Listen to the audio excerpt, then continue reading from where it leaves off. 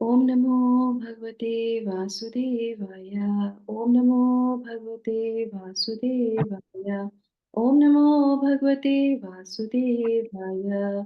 ओम अज्ञानतिमिरान्धस्य ज्ञानाञ्जनशलाकया चक्षुरुन्मीलितं येन तस्मै श्रीगुरुवे नमः। नमः ॐ विष्णुपादाय कृष्णपृष्ठाय भूतले श्रीमते भक्तिवेदान्त स्वामिन् इति नामिने। नमस्ते सारस्वते देवे गौरवाणी प्रचारिणे निर्विशेष शून्यवादी पाश्चात्य देश तारिणे।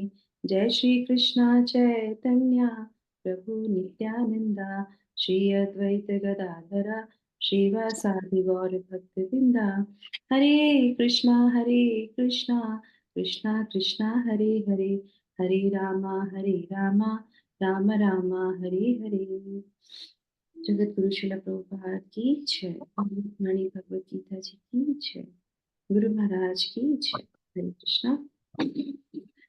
हरे कृष्णा। तो उपस्थित सभी भक्तों का बहुत बहुत स्वागत है हमारे आज के सत्र में। और आज हम लोग जो है शुरू करने जा रहे हैं अपना श्लोक संख्या 23। तो ये हमारे जो चतुर्थ अध्याय का दूसरा खंड जो हम लोगों ने लिया था, अप्लाइंग दिस ट्रांसेंडेंटल नॉलेज, उसका ये सेकंड लास्ट श्लोका है। 24th पे ये सेक्शन हमारा क्लोज हो जाएगा, फिर हम नए सेक्शन में प्रवेश करेंगे। ठीक है। तो बहुत इंपॉर्टेंट है और उसके बाद का भी श्लोका बहुत इंपॉर्टेंट है। ठीक है। तो अभी हम पढ़ते हैं श्लोक अध्याय 4 श्लोक संख्या 23। गतसङ्गस्य मुक्तस्य ज्ञानावस्थितचेतसः यज्ञायाचरतः कर्म समग्रं प्रविलीयते। जो पुरुष प्रकृति के गुणों के प्रति अनासक्त है और जो दिव्य ज्ञान में पूर्णतया स्थित है, उसके सारे कर्म ब्रह्म में लीन हो जाते हैं। ये बात बोल रहे हैं यहाँ पे। अब जो है तात्पर्य लेंगी आज वंदना माता जी वॉलंटियर करेंगी। यस वंदना माता जी, आप तात्पर्य पढ़ लीजिए, फिर हम व्याख्या करेंगे। हरे कृष्ण। कैमरा खोल लीजिए माता जी। हरे कृष्ण। जी जी। हरे कृष्ण। जो पुरुष प्रकृति के गुणों के प्रति अनासक्त है और जो दिव्य ज्ञान में पूर्णतया स्थित है, उसके सारे कर्म ब्रह्म में लीन हो जाते हैं। तात्पर्य: पूर्ण रूपेण कृष्ण भावना भावित होने पर मनुष्य समस्त द्वंद्वों से मुक्त हो जाता है और इस तरह भौतिक गुणों के कलमश से भी मुक्त हो जाता है। वह इसलिए मुक्त हो जाता है, वो कृष्ण के साथ अपने संबंध की स्वाभाविक स्थिति को जानता है। फलस्वरूप उसका चित्त कृष्ण भावनामृत से विचलित नहीं होता। अतः वह जो कुछ भी करता है वह आदि विष्णु कृष्ण के लिए होता है। अतः उसका सारा कर्म यज्ञ रूप होता है, क्योंकि यज्ञ का उद्देश्य परम पुरुष विष्णु अर्थात कृष्ण को प्रसन्न करना है। ऐसे यज्ञ में कर्म का फल निश्चय ही ब्रह्म में विलीन हो जाता है और मनुष्य को कोई भौतिक फल नहीं भोगना पड़ता। हरे कृष्ण। जगत गुरु श्रील माता जी जय कृष्ण। हरे कृष्ण। तो एक चीज आप मुझे बताइए, श्लोक में कहीं नहीं लिखा है ब्रह्म, और शिला प्रभुपाद ने लिखा है यहाँ पे कि उसके सारे कर्म ब्रह्म में लीन हो जाते हैं। इसका क्या तात्पर्य है?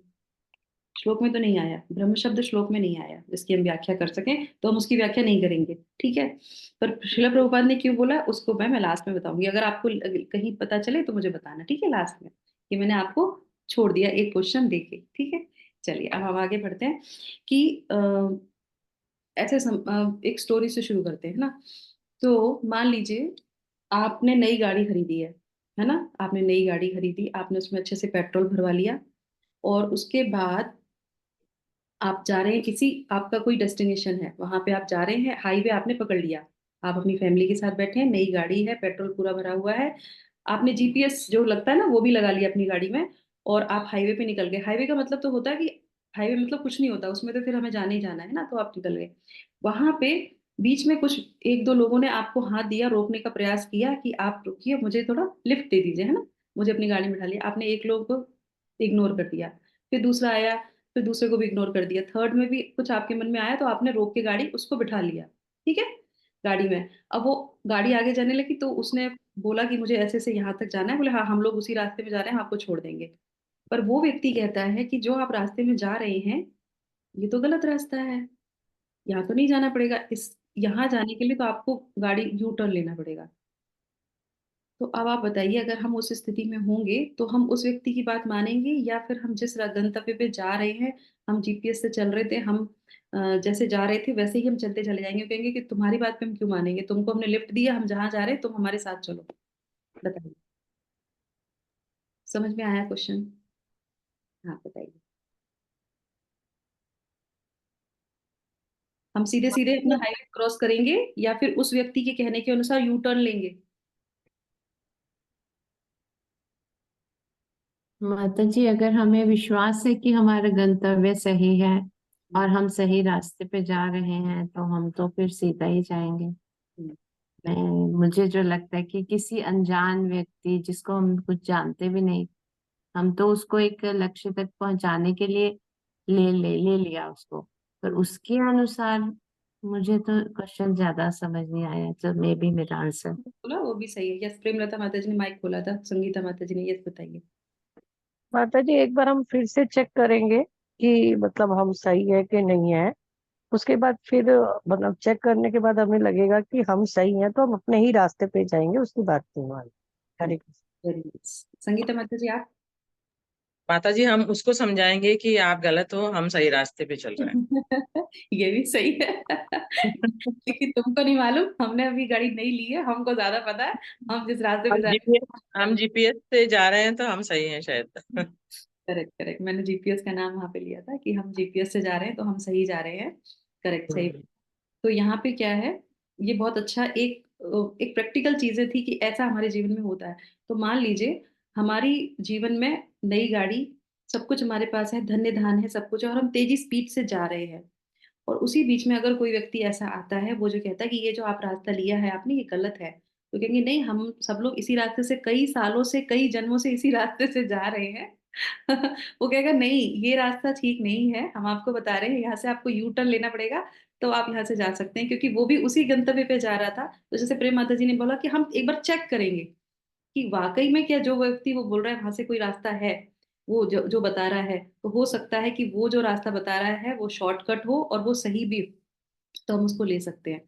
तो हमारे मटेरियलिस्टिक जीवन में क्या होता है कि हम सब लोग एक ही बहाव में जाते हैं। करेक्ट। हम सब एक ही धुन में चले जाते हैं, चले जाते हैं, चले जाते हैं, चले जाते हैं, हमें इससे कोई लेना देना नहीं होता। पर जब हमारे जीवन में कोई गुरु संत ऐसे कोई व्यक्ति आते हैं, है ना, और वो हमसे कहते हैं कि नहीं, जो आप सब लोग एक तरफ भागे जा रहे हैं ये सही जगह नहीं है, आपको जो है दूसरा टर्न लेना ही पड़ेगा। क्योंकि वो क्या होता है ना, कभी कभी कोई किसी के जीवन में आता है तो हमें डाउट हो जाता है, क्योंकि सब एक जगह जा रहे हैं तो वो ज्यादा सही है। तो ये चीज है कि हमें वहां पे देखना चाहिए। और ये जो भाव में जब जाते हैं, वो किसके भाव में जाते हैं? हम जैसे ही इस धरा पे आते हैं, इस जगत में आते हैं, तीन गुणों के प्रभाव में हम चलते हैं। और ये हमें पता नहीं होता। करेक्ट। ये हमें पता ही नहीं, भगवत गीता नहीं पढ़ेंगे हमें पता ही नहीं होता कौन से तीन गुण होते हैं, कौन से किसके प्रभाव में रहते हैं, किसके प्रभाव में हम कार्य करते हैं। तो यहाँ पे कहने का मतलब है कि हम जो है रजोगुण तमोगुण, सबसे पहले जो शिला प्रभुपाद ने यहाँ पे बोला है कि पूर्ण रूपेण कृष्ण भावना भावित होने पर मनुष्य समस्त द्वंद्वों से मुक्त हो जाता है, और इस तरह भौतिक गुणों के कलमश से वो मुक्त हो जाता है। तो भौतिक गुणों के कलमश क्या है? भौतिक गुणों के कलमश मतलब ये तीन गुण, इसके प्रभाव में हम उसी जो है गंतव्य पे चले जाते, चले जाते हैं, चले जाते हैं, कभी ध्यान नहीं देते हैं। और जैसा माता जी ने कहा था जीपीएस, अगर हम वो गुरु परंपरा सिस्टम जीपीएस लगाया है तो हम सही है। और अगर हमारा जीपीएस जो है भौतिक वाला है, तो हम डेफिनेटली जो है गलत रास्ते पे जा रहे हैं। तो वहां रास्ते में अगर हमें कोई गुरु संत, कोई साधु पुरुष, कोई भगवत वाणी वाला अगर कोई व्यक्ति मिलता है और वो कहता है कि नहीं ये सही है, तो हमें अपने आप को चेक करना अवश्य ही चाहिए। भले ही हमको पता ही हमारा रास्ता सही है, फिर भी हमें एक बार अपने आप को आत्म मंथन करना चाहिए, आत्मचिंतन करना चाहिए। तब हम समझेंगे कि हाँ, हो सकता है ये रास्ता भी गलत हो, ये जो बता रहा है वो शॉर्टकट रास्ता हो सकता है। तो इस तरीके से हम आगे बढ़ सकते हैं। ठीक है। तो भौतिक उदाहरण देते हुए हम लोग जो है, क्योंकि भौतिक गुणों के वर्णन बोला गया, ठीक है, अब हम आ जाते हैं जिसका सांसारिक वस्तुओं में आसक्ति समाप्त हो जाती है। तो जो इन जैसे मान लीजिए कि आपको तीन प्रभाव जो जिसको डालते हैं, तो जो संत पुरुष होते हैं उनके ऊपर ये तीन प्रभाव नहीं पड़ते हैं, वो इसी धरा पे कार्य करते हैं और इन चीजों में लिप्त नहीं होते हैं। उनको बोलते हैं कि गत संगस्य मुक्तस्य। गत संगत से, तो वो हमेशा उसमें जो है किसी उसमें लिप्त नहीं रहता है, और भगवान आसक्ति जो है उसकी समाप्त हो जाती है। ठीक है, किसी भी भौतिक चीजों की आसक्ति समाप्त हो जाती है। जैसे कल के श्लोक में हमने क्या जाना था कि जो भी आपको मिले उसमें हमको क्या रहना चाहिए, संतुष्ट रहना चाहिए, है ना। अब अर्जुन के मन में ये विचार आता है कि ठीक है, अगर कभी ज्यादा चीजें आ गई, बहुत सारा आ गया और खूब धन धान आ गया, खूब संपत्ति आ गई, तो फिर क्या करना चाहिए, फिर तो वो बर्डन लगेगा। तो भगवान इस चीज को अंदर से समझ जाते हैं। वो तो ये कहते हैं कि थोड़े से में ही संतुष्ट रहना चाहिए, जो मिले वैसे में रहना चाहिए, पर जिसके पास ज्यादा हो तो क्या करना चाहिए। तो वो वहां पे इसीलिए वो यहाँ पे ये बोलते हैं कि वो व्यक्ति जो है, कितनी भी उसके पास वैभव संपत्ति हो, पर वो कभी उसमें आसक्त नहीं रहता, उसमें वो लिप्त नहीं रहता, और वो अपना काम करता रहता है। तो उसके बाद इसके लिए उदाहरण आप लोग मुझे कोई दे सकते हैं कि मान लीजिए भगवान का कोई भक्त है और उसके पास कृपया करके अपना माइक बंद कर लीजिए नंदा माता जी। तो उसके पास जो है आसक्ति नहीं है, पर वैभव बहुत है। एक्चुअली भगवान कृष्ण क्या करते हैं ना, जब आसक्ति खत्म कर देते हैं ना, तो वैभव बहुत दे देते हैं। अब तुम इससे कुछ नहीं करोगे, तुम जो है देते भी हैं पर आसक्ति खत्म कर देते हैं। ये भगवान कृष्ण की बहुत बड़ी कृपा होती है। और अगर वो कृपा न करें, जैसे हमारे शिव जी हैं, उनके पास जो भी जाएगा वो जो मांगोगे वो दे देंगे। वो तो आशुतोष हैं, जो तुम्हारी इच्छा हो तुम करो आराम से, तुमने मांगने के लिए आए तो तुम ले जाओ, हम तुम्हारा ज्यादा डिस्टर्ब नहीं करेंगे तुम्हें। पर श्री कृष्ण का अगर कोई भक्त है और उससे उनसे वो कहता है, तो वो उसको तब नहीं देंगे जब उसकी बहुत इच्छा हो रही होगी, उसको वो तब देंगे जब उसकी आसक्ति खत्म हो जाएगी। अब बताइए, हमारे स्क्रिप्चर्स में कोई याद आ रहा है आपको ऐसा उदाहरण, जब भगवान ने तो उनको बहुत दिया पर उसकी आसक्ति नहीं थी उसमें। हम्म। अम्बरीश महाराज हमारे को प्रभुपाद ही देख लो ना, उन्होंने कितना इतना अबंडेंस क्रिएट कर लिया, पर जाने के टाइम में उन्होंने क्या बोला, मुझे वृंदावन आना है। हाँ, वेरी नाइस। तो सबसे पहले तो शिला, मैंने आपको पहले बताया था, शिला प्रभुपाद पे सारे श्लोक फिट बैठते हैं, क्योंकि उनका पूरा जीवन जो है यज्ञ है, उनकी पूरा उदाहरण ही प्रस्तुत उन्होंने किया है। पर शास्त्रों में अगर हम शास्त्र के भगवान कृष्ण की लीलाओं में से अगर कोई उदाहरण लेना चाहें, तो सुदामा जी बहुत अच्छा उदाहरण है। सुदामा जी को क्या, जब चाहिए था तब कुछ नहीं मिला, और जब नहीं चाहिए था तब क्या हुआ, सब कुछ भर भर के दे दिया, पर उनकी आसक्ति किसमें थी, सिर्फ भगवान कृष्ण में थी। तो इस तरह से भगवान देते हैं, रक्षा भी करते हैं, भगवान खुद बोलते हैं भगवत गीता में। पर वो तब नहीं देते जब आसक्ति होती है, आसक्ति खत्म होने पे भी वो सब कुछ दे देते हैं। आसक्ति ही खत्म करते हैं, वो सबसे बड़ी कृपा होती है, और उस बात को भगवान के भक्त अच्छी तरीके से समझ जाते हैं। मतलब जी उसके बाद कर्ण भी होगा, मतलब जी कर्ण भी आएगा, कर्ण कर्ण। कर्ण, हाँ कर्ण को भी ले सकते हैं, पर वो थोड़ा सा आसक्ति। अलग उसमें आ गया। ओके यहाँ पे हम भक्तों की बात कर रहे हैं, कृष्ण भावना भावित जो व्यक्ति होते हैं उसकी बात कर रहे हैं। अच्छा, माता जी ने जैसे पूछा तो मुझे भी याद आया, भगवत गीता जो है वो हमेशा जो है हर तरीके के गुण हमको देती है। भौतिक गुण भी ले सकते हैं आप, आध्यात्मिक गुण भी ले सकते हैं आप इसमें से ज्ञान योग भी ले सकते हैं, और जो है कौन से ज्ञान योग, अष्टांग योग सब ले सकते हैं। पर क्योंकि हमारे गुरुजन का जो मूड है, जो शिला प्रभुपाद का मूड है भगवत गीता को सिखाने का, अक्सर लोग कहते हैं कि हम इससे और चीजें क्या सीख सकते हैं। पर अगर भक्ति में नहीं आए आप भगवत गीता को सीखने के बाद, तो भगवत गीता से कितने भी गुण ले लीजिए, आप पूर्ण तो नहीं हुए। हुए कि नहीं हुए, नहीं हुए। तो मेन जो है हमारे शिला प्रभुपाद को आपने देखा, हर तात्पर्य के नीचे वो क्या लिखते हैं, कृष्ण भावना भावित, कृष्ण भावना भावित। तो मेरा भी चाहूं तो मैं भी ऐसे क्लास को बोल सकती हूँ, श्लोक को इस तरीके से हम उदाहरण दे सकते हैं कि आप जो है अपने भौतिक चीजों में उसको अप्लाई कर सकते हैं, करना भी चाहिए, दैनिक जीवन में हमें अप्लाई करना चाहिए। पर मेन गोल क्या है हमारा, भगवान से हमारा संबंध, भक्त, भगवान और भक्ति।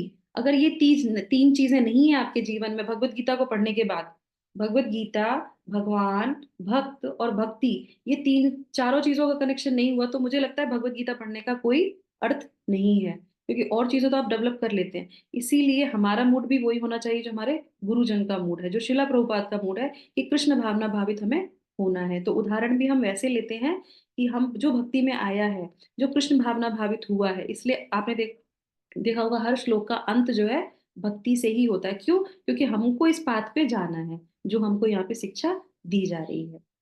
अच्छा, अब आ जाते हैं लास्ट पे। लास्ट में नहीं, मुक्त से, मुक्त से मतलब जो कृष्ण भावना भावित है और वो माया से मुक्त हो चुका है ना, तीन कलमश पे नहीं आता है।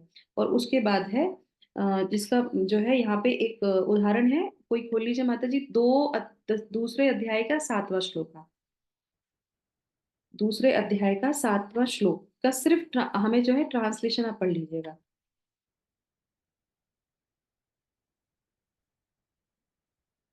माता जी मैं पढ़ूं? हरे कृष्ण। हाँ पढ़िए मत।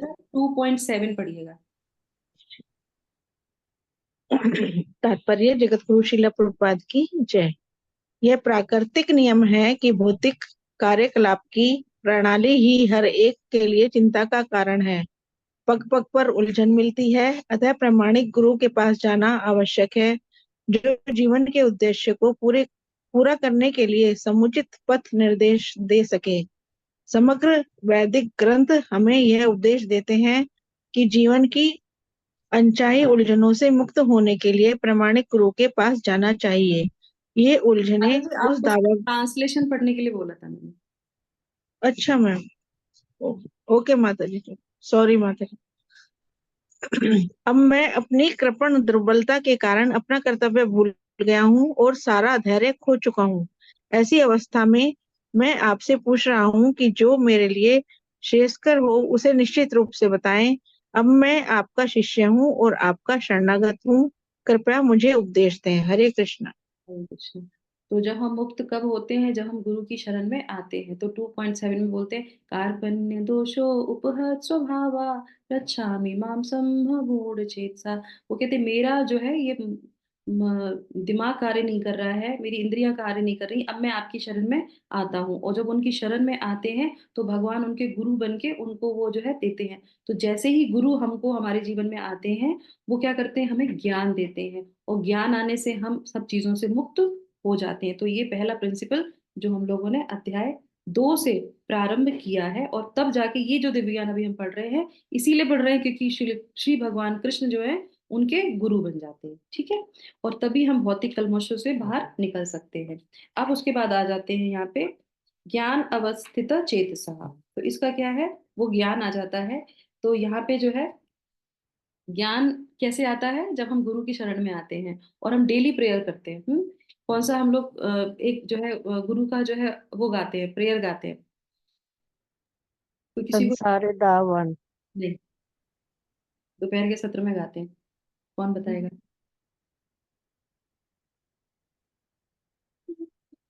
किसी को नहीं श्री पता। गुरु चरण पद्म। यस, श्री गुरु चरण पद्मा केवल भक्ति सद्मा। उसमें एक लाइन आती है, गुरु मुख पद्मा वाक्या चित्ते कोरिया एक्या।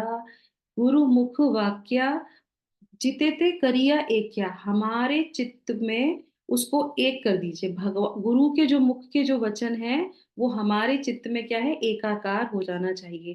कैसे एकाकार होना चाहिए? जैसे कि दूध में पानी को मिला देना। गुरु कौन है? वो दूध है। हम कौन है? पानी है। अगर हम गुरु में जाके सम्मिलित हो जाएंगे, मिल जाएंगे, एकाकार हो जाएंगे, वो चित्त हो जाएगा, तो उसको क्या बोलेंगे? ज्ञान अवस्थित चेतसा। उस ज्ञान में हमारे चित्त को लग जाना चाहिए। और जब ऐसे स्थिति में हम आते हैं तो ही हम ज्ञान में रह सकते हैं। जैसा कि शिला प्रभुपाद ने बोला, वो हर कार्य जो भी करता है वो भगवान कृष्ण की प्रसन्नता के लिए करता है। और जो वो कार्य क्या कहलाते हैं? वो आगे आ जाता है, वो आ जाता है यज्ञाय आचरतः। तो ये क्या है कि वह व्यक्ति अपने सारे कार्यों को यज्ञ में के द्वारा ही करता है। अब आप मुझे बताइए, यज्ञ का तात्पर्य क्या है? हमने 3rd चैप्टर में यज्ञ को बहुत अच्छी तरह से सुना था। बताइए यज्ञ मतलब क्या है? आपके भाषा में यज्ञ को क्या कहते हैं? एक एक कोई बता सकते हैं। यज्ञ मतलब, अच्छा ज्यादा कठिन तो नहीं लग रहा है ना? कुछ ऐसा लगा कि नहीं समझ में आया? समझ में आ रहा है ना? हर एक कार्य माता जी कृष्ण के लिए करना यज्ञ। यस, सिंपल सी बात है। जो भी काम कर रहे हैं भगवान को ऑफर करना है। 3.13 खोल लीजिए, कोई भी, अर्चना माता जी या कोई भी जिसका खुला हो, 3.13 का सिर्फ ट्रांसलेशन पढ़िए तो आपको पता चल जाएगा।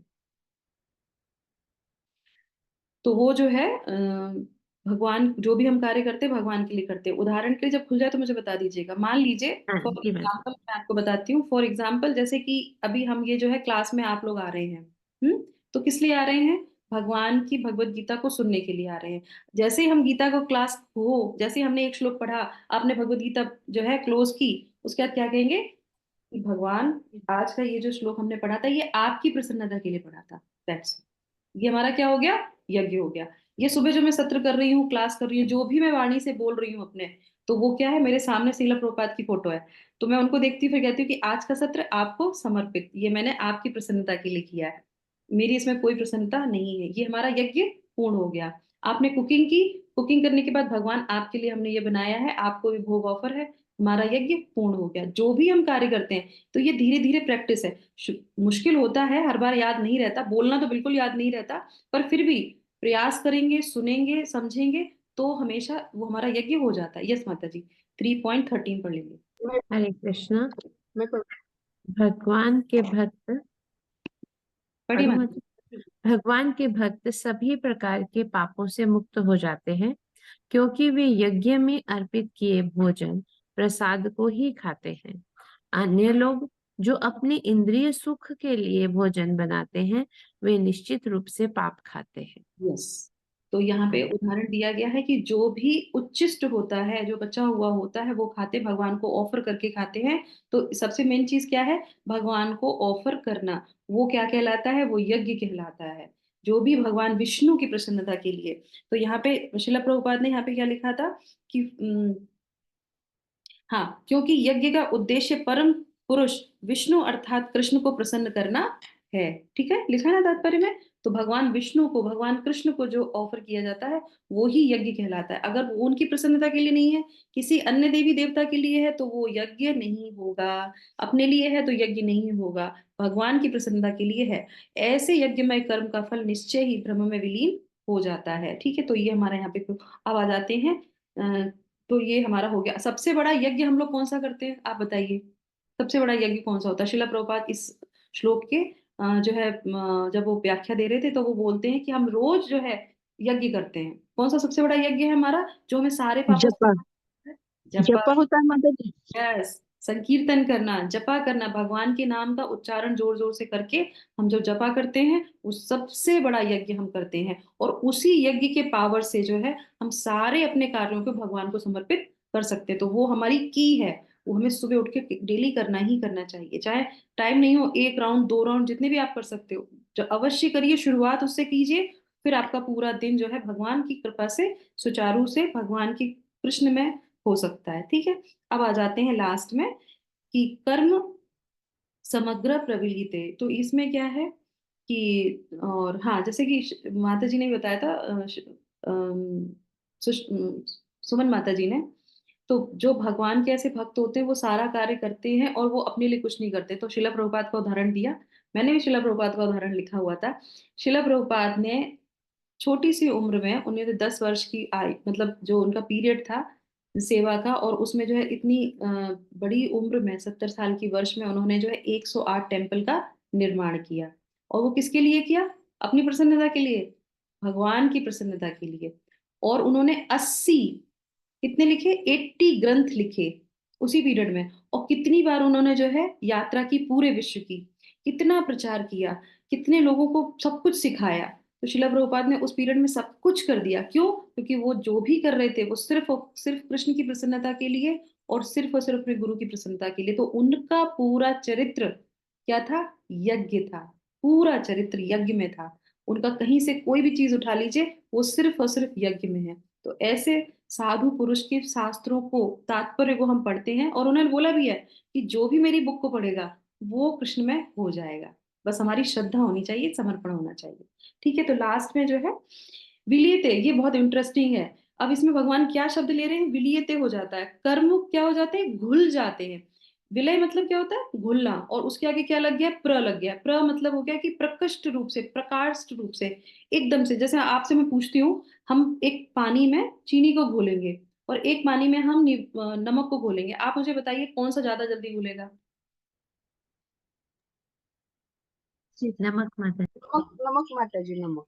नमक ना, क्यों, क्योंकि वो हाँ, पानी जो है ना बिल्कुल ट्रांसपेरेंट ही दिखेगा, पता ही नहीं चलेगा उसमें नमक है। पर चीनी वाले पानी में पता चलेगी इसमें कुछ घुला हुआ है। तो यहाँ पे प्रबलीयता का मतलब क्या है, जैसे नमक घुल जाता है पानी में, वैसे ही उस व्यक्ति के, जो व्यक्ति ज्ञान में है, जो 3 गुणों से जो है प्रभावित नहीं होता, सारे कर्म यज्ञ के द्वारा करता है, उसके सारे कर्म ऐसे घुल जाते हैं जैसे कि पानी में नमक।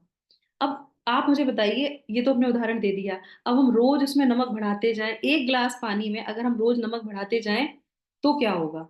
तो पानी वैसे ही ट्रांसपेरेंट रहेगा? नहीं माता जी, नहीं रहेगा। तो हमें क्या बढ़ाना पड़ेगा? पानी की पानी क्वांटिटी। नहीं बढ़ाना अगर हम पड़ेगा। कर्म बढ़ा रहे हैं तो हमें क्या बढ़ाना पड़ेगा? पानी। तो कर्म बढ़ा हमारा क्या हो गया? नमक। पानी हमारा क्या हुआ? पानी क्या हुआ? भक्ति। ब्रह्म ब्रह्म ब्रह्म, कृष्ण, ज्ञान। ज्ञान, हमारे जपा जपा। कर्म को, कर्म हम कर रहे हैं और हम उस ग्लास में डाल रहे हैं, ठीक है, नमक हम डाल रहे हैं उस ग्लास में। अब अगर उसमें हम पानी नहीं बढ़ाएंगे तो फिर वो जो ट्रांसपेरेंट नहीं रहेगा। तो अभी अभी हमने पढ़ा था, पानी क्या है? कर्मों को वो यज्ञ। क्या करता है? यज्ञ। यस, यज्ञ। यस, पानी हो गया हमारा यज्ञ। तो भाई जब कर्म करते करते तो है ना, पूरे दिन पता नहीं क्या क्या करते हैं, तो भाई पानी भी बढ़ाना है, तो हर कर्म को यज्ञ में प्रवेलियते, मतलब उसको घोलना है, तो पानी चाहिए ना घोलने के लिए, तो पानी भी बढ़ाना है। तो हर कर्म को करने पे तुरंत ये भगवान आपकी प्रेय, आपके लिए जो भी किया वो आपके लिए, ये क्या है? ये पानी बढ़ाना है। जो जब पानी बढ़ाते रहेंगे तो क्या है? ट्रांसपेरेंट रहेगा, तो उसको क्या कहेंगे? वो विलियते, वो घुलता रहेगा, घुलता रहेगा, घुलता रहेगा। इसीलिए उन्होंने बोला है कि कर्मों को वो जो है घोल देता है, एकदम से ऐसा घोल देता है कि आपको दिखाई ही नहीं देगा। तो वो जो हमारे ऊपर बैठे ना चित्रगुप्त यमराज जी, उनको नहीं दिखाई देगा, अरे कुछ किया ही नहीं है, क्योंकि ये सब कुछ उन्होंने भगवान को ऑफर कर दिया। तो इस तरीके से हम जो है वहां से बच जाते हैं। ठीक है, तो प्रैक्टिकल एप्लीकेशन में क्या आ जाता है हमारा, कि जो भी हम करते हैं भगवान की, कृष्ण के लिए समर्पण करके हमको करना चाहिए। और अर्जुन को भी भगवान इसी अध्याय, इस श्लोक के माध्यम से बताते हैं कि तुम डरो मत, तुम युद्ध करो, क्योंकि मैं तुमको बोल रहा हूँ, और जो भी मैं बोलता हूँ उसके लिए तुम्हें डरने की जरूरत नहीं है, उसमें तुम्हें कोई भी पाप नहीं लगेगा। तो भगवान हमसे भी बोल रहे हैं कि जो भी करो मुझे समर्पित करके करो, फिर तुम्हें पाप नहीं लगेगा। तो हमें इस चीज को समझना चाहिए। अब आ जाते हैं लास्ट पे, ये ब्रह्म कहाँ से आया? ये ब्रह्म क्या है? ना नमक है ना पानी है, ये तो क्लियर हो गया सब कुछ। अब ये ब्रह्म क्या है? हम्म, क्या है ब्रह्म? हम्म, चलो मैं बता देती हूँ, पर अभी नहीं बताऊंगी, कल के श्लोक में बताऊंगी, क्योंकि कल का श्लोक सिर्फ ब्रह्म ब्रह्म ब्रह्म ब्रह्म पे है। तो ये जो ब्रह्म आया है वो इसलिए श्रील प्रभुपाद ने लिखा है, क्योंकि अगला श्लोक जो है हमारा वो लास्ट श्लोक है, और उसमें भगवान जो है ब्रह्म के बारे में ही बोलते हैं। तो श्रील प्रभुपाद ने यहाँ पे इसका इंट्रोड्यूस कर दिया, पर कल उसके बारे में पूरी डिटेल में, ब्रह्म के बारे में ही हम सुनेंगे, समझेंगे, क्योंकि वो हमारा इस प्रकरण का, इस खंड का आखिरी श्लोक होगा। ठीक है, तो इसमें कोई ब्रह्म नहीं है, अगले में ब्रह्म है, इसलिए प्रभुपाद ने यहाँ पे ब्रह्म को लिखा है। ठीक है, तो जगत गुरु शिला प्रभुपाद की जय, भगवत वाणी भगवत गीता जी की जय। Thank you so much. आप सभी लोगों का जो है दिन कृष्णमय हो। हम अपने कर्मों को कैसे घोलें? जैसे कि नमक को हम पानी में घोलते हैं। जब भी आप अब शिकंजी बनाएंगे तो याद तो जरूर रखेंगे, इसको रखेंगे कि नहीं, कि हमको ऐसे ही यज्ञ करना है। ठीक है, तो ठीक है, फिर कल मिलते हैं नए श्लोक के साथ, आखिरी, इस प्रकरण के आखिरी श्लोक के साथ। Hare Krishna, thank you so Hare much. माता जी हरे थैंक कृष्णा। यू हरे माता कृष्ण। जी।